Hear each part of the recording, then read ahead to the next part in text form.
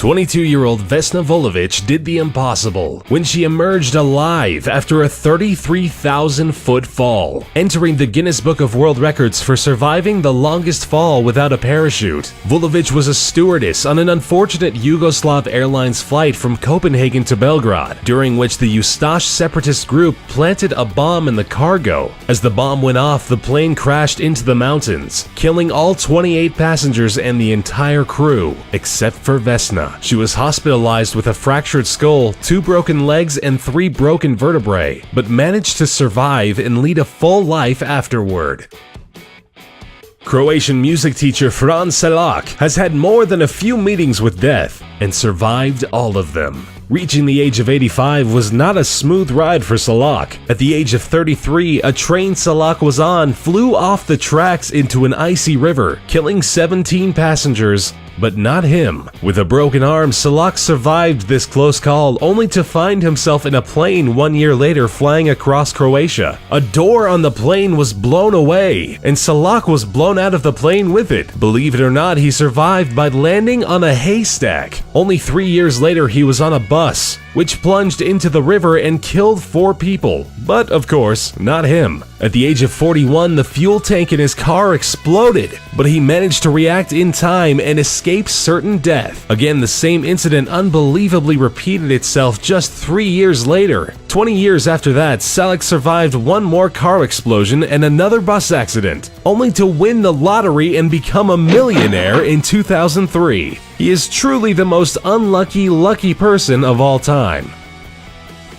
Stella Maris College's Old Christians rugby union team from Uruguay had a mountain peak named after them when they tragically crashed into it while flying to Chile to play a game. The Glacier of Tears killed 12 people, leaving the others roaming through the vicious Andes on a temperature of 30 degrees below zero. Running out of the scarce food reserves they had, the survivors lost all hope when they heard via radio that the search for them had been called off. In the harsh conditions, they started dying off one by one, with the last ones standing eating their deceased friends, in a desperate attempt to keep on living. 2 of the bravest people managed to reach Chile on foot and inform the world that a group of 16 people were still out there, having survived an incredible 72 days. Anatoly Bugorsky worked as a researcher at the Institute for High Energy Physics in Prodvino. While checking a malfunctioning piece of equipment, a beam from the largest Soviet particle accelerator measured at about 200,000 rads went straight through his head. Bugorsky's face swelled up beyond recognition and started peeling off. The beam burned through parts of his face, his bone, and the brain tissue underneath. Astonishingly, although only 500 rads would normally be enough to kill a person, Bugorsky survived. His intellect was undamaged, and he continued his scientific career with much success. He did, however, lose his hearing in the left ear, with that side of his face remaining frozen due to the destruction of nerves.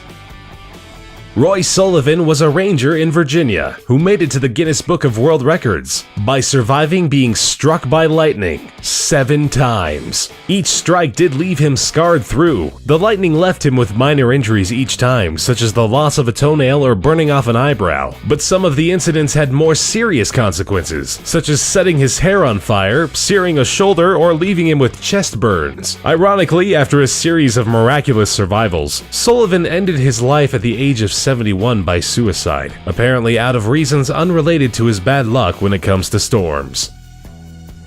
Joe Simpson and Simon Yates dared to set on the mission of scaling the west peak of the Ciudad Grande, 20,814 feet high. The mountain is part of a mountain range in the Peruvian Andes. The ascent was made famous by Simpson's book Touching the Void, in which he describes the climbing and the falling. Simpson was wounded and fell 100 feet into an ice crevasse. He managed to survive and crawl back up to base camp. It took him 3 whole days.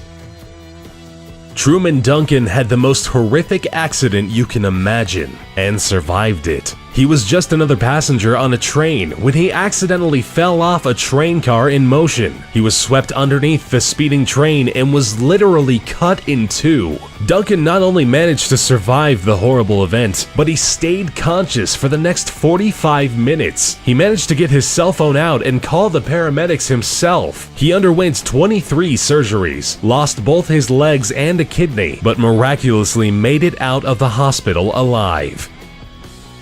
Aaron Larston was on a canyoneering trip in Blue John Canyon when a boulder fell on him. The boulder pinned his arm down, making it impossible for Larston to move. He tried to lift and break the boulder, but after 5 days he realized it was no use. Dehydrated and delirious, Larston finally got the courage to amputate his own arm. He managed to snap his own bone and eventually cut his arm off entirely, finally freeing himself from the boulder.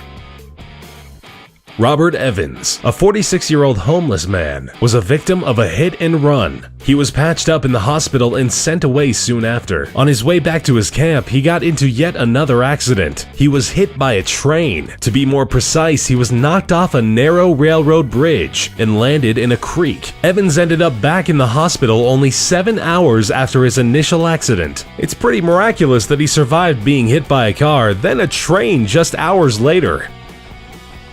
Mauro Prosperi took part in a 1994 marathon called the Marathon of Sands. Taking place in Morocco, the marathon was unfortunately swept away by a sandstorm, which caused Prosperi to lose his way and left him stranded in the desert. Running in the wrong direction, he ended up in Algeria, where he took refuge in an abandoned mosque. He survived 9 days by drinking his own urine and eating bats and snakes before he was found by a nomadic family who took him to an Algerian military camp where he was hospitalized.